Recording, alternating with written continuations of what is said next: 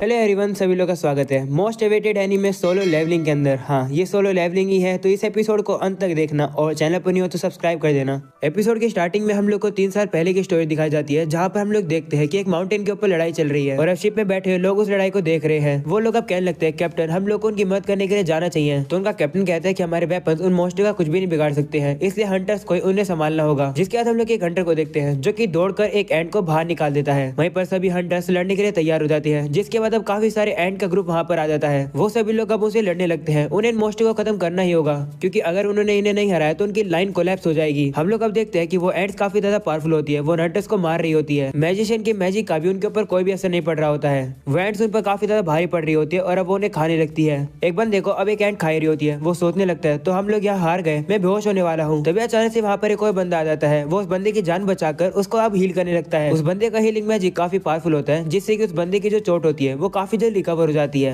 तभी वहाँ पर और भी एंट्स आकर उनके ऊपर हमला करने वाली होती है। ये देखकर उस हीलर का साथ ही वहाँ पर आता है और कहता है योंग नीचे हो जाओ। ऐसा बोलने के बाद अब वो उन एंट्स के ऊपर एक इलेक्ट्रिसिटी का हमला करता है। जिसके बाद अब एक और बंदा जिसका नाम योनो होता है, वो तो उन एंट्स से जाकर हाथों से ही लड़ने लगता है। वहीं पर उसका साथ ही भी उसकी मदद कर रहा होता है। वो देखकर बाकी हंटर्स खुश हो जाते हैं और कहते हैं कि ये तो एस रैंक हंटर्स हैं, हमें बचाने के लिए आ गए। वहीं पर अब वो लोग योंग से कहते हैं कि तुम तो हमसे काफी जल्दी यहाँ पहुंच गए। तो कहता है हाँ माफ करना, मैं काफी सारे और लोगों की जान बचाना चाहता था और वैसे ही मुझे पता था कि तुम लोग मुझे बचा लोगे। जिसके बाद अब उन लोग के सामने एक काफी सफेद बड़ी सी एंट आ जाती है। वो देखकर वो दोनों एस रैंक के हंटर अब उससे लड़ने के लिए चले जाते हैं। वहीं पर योनो तो उस मॉन्स्टर को अपने हाथों से रोक लेता है। जिसके बाद वो बिजली वाला बंदा ऊपर से आकर उस एंट के ऊपर हमला करता है। इससे योनो को मौका मिल जाता है उस मॉन्स्टर के मुंह को तोड़ने का। वो अब उसी के मुंह को घुमाकर उसके ऊपर काफी जोर से मारता है। वो भी उसके आर पार हो जाती है, जिसकी वजह से वो एंट वहीं खत्म हो जाती है। जिसके बाद अब वहाँ पर एक एक करके और भी काफी सारी एंट्स आने लगती है। तो योनो और अब उसका साथी अपने आप को पावर अप कर लेते हैं। वहीं पर अब उनका एक और साथी उनकी बैटल को काफी दूर से देख रहा होता है और कहते हैं लगता है वो लोग टाइम पर पहुंच गए।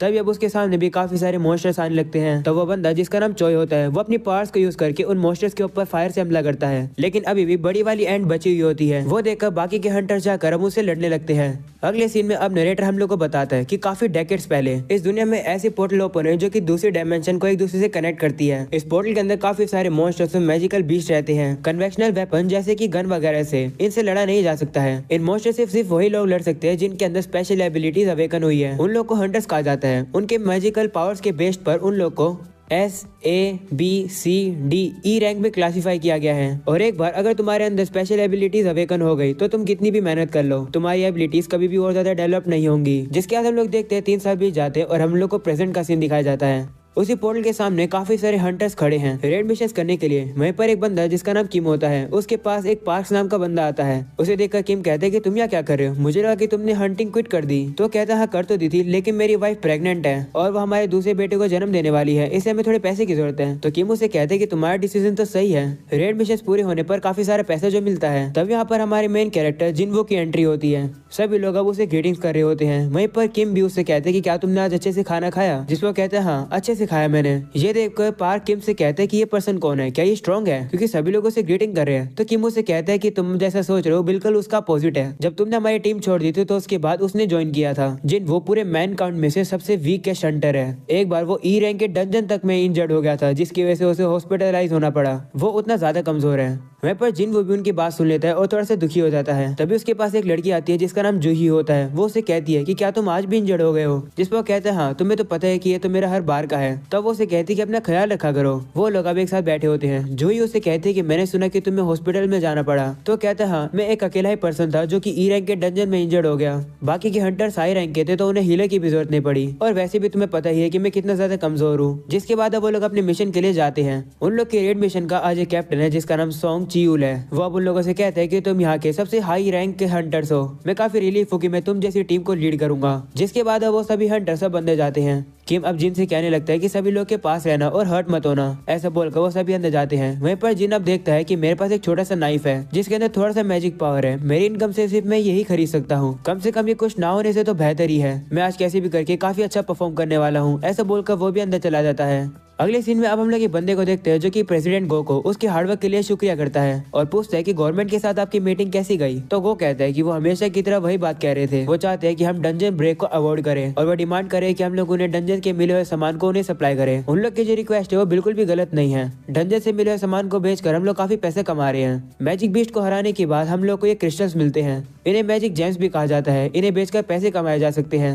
वहीं अब दूसरी तरफ हम लोग जिन को देखते हैं, जिसने पहली बार उसे मैजिक जेम मिला है। तभी अचानक से गोब्लिन आकर उसके ऊपर हमला करता है। वो गोब्लिन थोड़ा सा पावरफुल होता है, इसलिए जिन को वहाँ से थोड़ा सा भागना पड़ता है। लेकिन अब वो वापस से उसके पास आकर अब उसके ऊपर हमला करता है। वो जैसे अब उसके ऊपर हमला करता है, जिनका जो नाइफ होता है वो टूट जाता है। इसी मौके का फायदा उठाकर वो गोब्लिन जिन के ऊपर हमला कर देता है। ये देखकर पार्क्स जल्दी से जाकर अब उस गोब्लिन को मार देता है और जिन को बचा लेता है। वहीं पर अब हम लोग देखते हैं जिनका काफी ज्यादा खून निकलने लगा है। तभी जूही उसके पास जाकर उसके ऊपर अपना हीलिंग मैजिक यूज करने लगती है और कहती है कि मैं तुम्हें हील कर दूंगी। जिन भी अब थोड़ा बहुत हील होने लगता है। वो अब सामने देखता है अपनी टीम को, जो कि काफी ज्यादा पावरफुल होती है और वो मॉन्स्टर्स को काफी इजीली मार रहे होते हैं। अगले सीन में अब प्रेसिडेंट गो बताते हैं कि हाई रैंक मैजिक बीस्ट को हराकर जो जेम मिलते हैं, उनसे और ज्यादा पावरफुल वेपन्स बनाए जा सकते हैं और स्ट्रॉन्गर मैजिकल बीस्ट को हराने के लिए। लेकिन जो मानक क्रिस्टल डंजन से मिलता है वो भी वेपन की तरह यूज किया जा सकता है, लेकिन उनका इफेक्ट मैजिक जेम से ज्यादा नहीं होता है। और गवर्नमेंट चाहती है उनका यूज करना न्यू टाइप ऑफ एनर्जी के लिए, क्योंकि ये न्यूक्लियर पावर से सेफर है और हाइड्रो पावर, विंड पावर और जियोथर्मल पावर से ज्यादा एफिशिएंट है। ये काफी कम एयर पोल्यूशन करता है, तो ये एक आइडियल ग्रीन एनर्जी की तरह है। गवर्नमेंट ये रिसर्च कर रही है कि मैजिकल जेम और मानक क्रिस्टल से इलेक्ट्रिसिटी कैसे बनाई जा सकती है। हंटर जो रेयर रिसोर्सेज को एक्वायर करते हैं, उन्हीं से ये काम पूरा हो सकता है। अगले सीन में हम लोग देखते हैं कि जिनकी टीम अब डंजन बॉस को हरा देती है। वहीं दूसरी तरफ जूही जिन से कहती है कि क्या तुम एक हंटर जबरदस्ती बने हो, क्योंकि तुम किसी दिन मर भी सकते हो। ये सुनकर जिन उससे कहते हैं मुझे माफ कर दो। तो जूही उसे कहती है कि मुझे तुम्हारी माफी नहीं चाहिए, मुझे तुम्हारी चिंता होती है।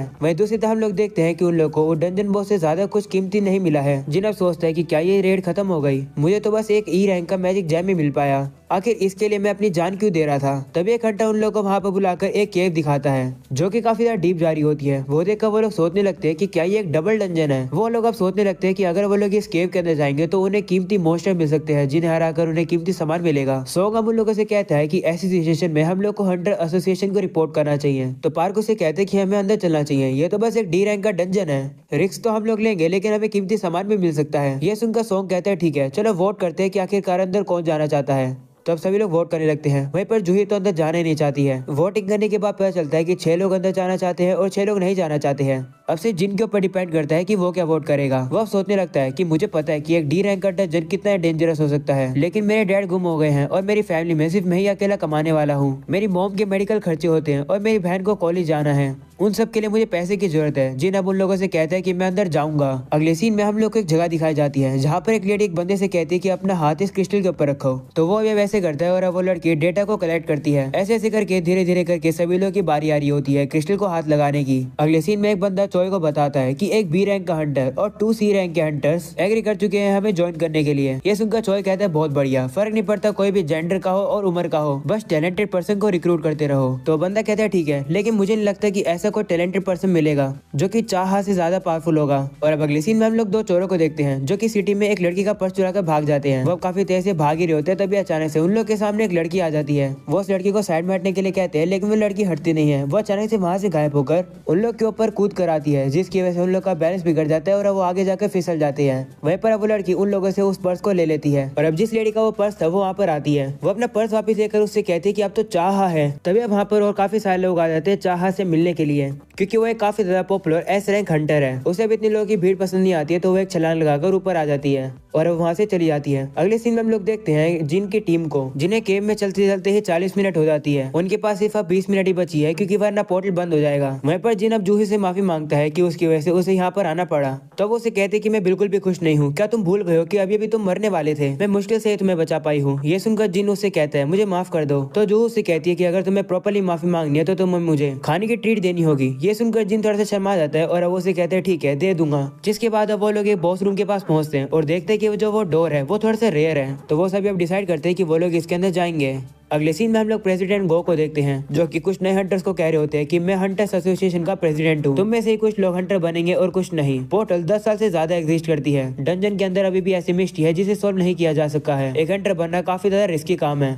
अगर तुम लोग को रेड मिशन की आदत है तो फिर भी अपने गार्ड डाउन मत करना, कभी भी एरोगेंट मत बनना। अगर तुम लोग को सर्वाइव करना तो एक बात हमेशा याद रखना, और वो है कि हमेशा चौकन्ना रहना। वहीं अब लोग जिन की टीम को देखते हैं, जो कि अब उस डंजन के अंदर आ जाती है। वो रूम उन लोगों को काफी ज्यादा अजीब लग रहा होता है। वहाँ पर अलग अलग तरीके की स्टैचूज भी खड़ी थी, जो कि काफी ज्यादा पुरानी लग रही होती है। वहीं पर जिन अब एक मूर्ति के सामने खड़ा होता है और कहता है कि ये वाली मूर्ति थोड़ी बड़ी लग रही है। वो लोग अब इस बात से हैरान है कि इस जगह पर एक भी मैजिकल बीस्ट नहीं है। उन लोग को जमीन पर एक मैजिक सर्कल भी मिलता है और एक दीवार पर कुछ लिखा हुआ भी मिलता है जो कि एंशिएंट मैजिक में लिखा था। वहीं पर सॉन्ग उसे जाकर पढ़ने लगता है। तभी अचानक से जूही जिन को पकड़ लेती है और कहती है कि जो वो बड़े वाला स्टैचू है उसकी आंख अभी भी हिली है, वो हमें देख रहा था। ये सुनकर जिन को उसकी बात पर बिल्कुल भी बिलीव नहीं होता है। तभी हम लोग देखते हैं कि वहाँ का जो गेट होता है वो बंद हो जाता है। ये देखकर वो लोग शॉक हो जाते हैं। वहीं पर एक बंदा कहता है, मैंने कहा था कि यहाँ नहीं आना चाहिए, तुम डंजन को अंडर एस्टिमेट करे थे, यहाँ से तुम्हें जितना भी रिवॉर्ड मिले तुम खुद ले लेना, लेकिन मुझे यहाँ से निकालो। वो अब गेट को खोलने की कोशिश कर रहा होता है, लेकिन तभी अचानक से एक मूर्ति आकर उसके ऊपर हमला करती है और वो उसे पूरी तरीके से बीच में काट देती है। ये देखकर सभी काफी ज्यादा शॉक हो जाते हैं। सभी लोग अब डर जाते हैं और कहते हैं कि हमें इतनी बड़ी मूर्तियों से लड़ाई करनी है। वहीं पर जिन अब सोचता है कि जो पर्सन अभी अभी मरा वो डी रैंक का था, लेकिन वो तो इतनी जल्दी मर गया। ये काफी ज्यादा अजीब बात है, ये तो एक डी रैंक का डंजन होना चाहिए था। यहाँ पर इतने पावरफुल क्रिएचर्स कैसे हैं? वो पीछे मुड़ता है और देखता है कि एक मूर्ति उसी की तरफ देखती है। जिन अब हम लोग को बताने लगता है कि उसके साथ काफी बार लाइफ और डेथ सिचुएशन हुई है। वो अपनी टीम से अलग हो गया था और पहली ही रेड मिशन में उसके ऊपर हमला हो गया था। एक ई रैंक के मैजिकल बीस्ट ने उसे इंजर्ड कर दिया था और इसकी वजह से उसे काफी हफ्तों के लिए हॉस्पिटल में रहना पड़ा। वो ऑलमोस्ट मर ही गया था और एक मेस के अंदर ट्रैप हो गया था। एक लो रैंक का डंजन ही उसके लिए काफी ज्यादा डेंजरस है। वो बताता है कि हंटर्स मैजिकल जेम को बेचकर काफी पैसे अर्न करते हैं और वेपन्स खरीदते हैं और हाई रिवॉर्ड कमाते हैं, लेकिन वहीं पर मैं एक काफी ज्यादा चीफ नाइफ के साथ है। अगर ये डैमेज हो जाता है तो मुझे मैजिकल बीस्ट के साथ हाथों से लड़ाई करनी होगी। मेरे जूते भी फटे हुए हैं और ऐसा चलता ही रहता है, लेकिन इन सब के बावजूद भी मैं सहन करता आ रहा हूँ। मैं खतरनाक जॉब करता हूँ जिनसे मुझे ज्यादा पैसा भी नहीं मिलता है। बचने के लिए मैं हमेशा लूप होल्स को ढूंढता हूँ। आसपास की चीजों को मुझे अच्छे से ऑब्जर्व करना पड़ता है और इसलिए मुझे पता है कि अभी क्या होने वाला है। सीना प्रेजेंट का आता है। जिन अब सभी से कहता है सभी लोग नीचे हो जाओ। तभी अचानक से वो जो मूर्ति होती है उसकी आंखों में से एक लेजर निकलती है जो कि अब काफी सारे लोगों को भस्म करने लगती है और जगह को डिस्ट्रॉय करती है। वहीं पर जिन तो जूही को पकड़कर नीचे ही गिर जाता है। वो लेजर जैसे खत्म होती है वो लोग देखते हैं कि काफी हंटर्स मर गए हैं। वो लोग सोचने लगते हैं कि आखिर यहाँ क्या हो रहा है। जिन भी खड़ा होकर कहता है कि आखिर यहाँ क्या हो रहा है, आखिरकार हमारे साथ ऐसा कैसे हो गया, हम लोग यहाँ फंस गए हैं और यहाँ से बाहर निकलने का कोई भी तरीका नहीं है, क्या मैं मरने वाला हूँ। तभी अचानक से वो शौक होकर कहते हैं क्या मैं मरने वाला हूँ। और अब एपिसोड 1 हो जाता है यहीं पर खत्म। काफी कमाल का एपिसोड था। पर्सनली तो मुझे काफी ज्यादा अच्छा लगा। आप लोग को अच्छा लगा हो तो लाइक करके जरूर से बताना। अगर इसका अगला एपिसोड देखना है तो जल्दी से चैनल को सब्सक्राइब कर दो और वीडियो को भी लाइक कर दो। मिलते हैं अगले एपिसोड में, तब तक के लिए बाय बाय।